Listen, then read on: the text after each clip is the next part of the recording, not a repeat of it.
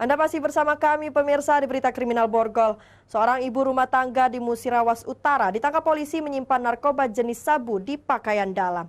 Tidak hanya mengamankan barang bukti narkoba, polisi juga mengamankan barang bukti senjata tajam yang didapat dari tangan tersangka. Kasihan Nida ini nak kak, demi Allah dia suruh aku masuk sini kak, demi Allah ini nak kak. Apa tuh, buka sini.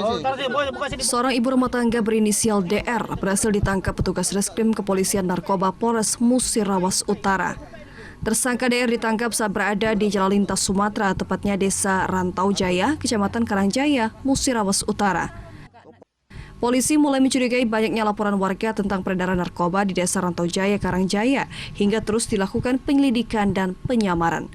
Hasilnya pelaku DR berhasil ditangkap di mana saat penangkapan berlangsung, DR menyimpan barang haram tersebut di dalam bra dengan berat barang 0,63 gram.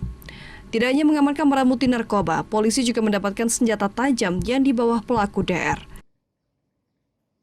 Lah, berapa lama kau jualan sabu? Baru rencana kemarin. Rencana nak jual sabu, ngapa nak jual sabu? Ini apa namanya, udah ada duit. Nggak ada duit? Iya. Kebutuhan? Untuk kebutuhan. Ngapa kau sampai bawa pisau di pinggang? Aku lagi ribut sama cowok, dia sayang sama pisau itu, aku bawa ke Linggau.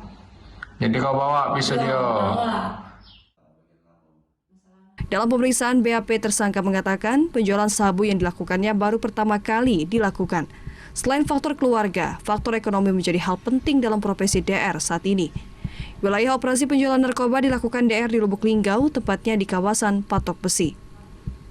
Untuk mempertanggungjawabkan perbuatannya, tersangka kini terancam pasal 114 ayat 1, subsidiar 113 ayat 1 dengan ancaman kurungan 20 tahun penjara.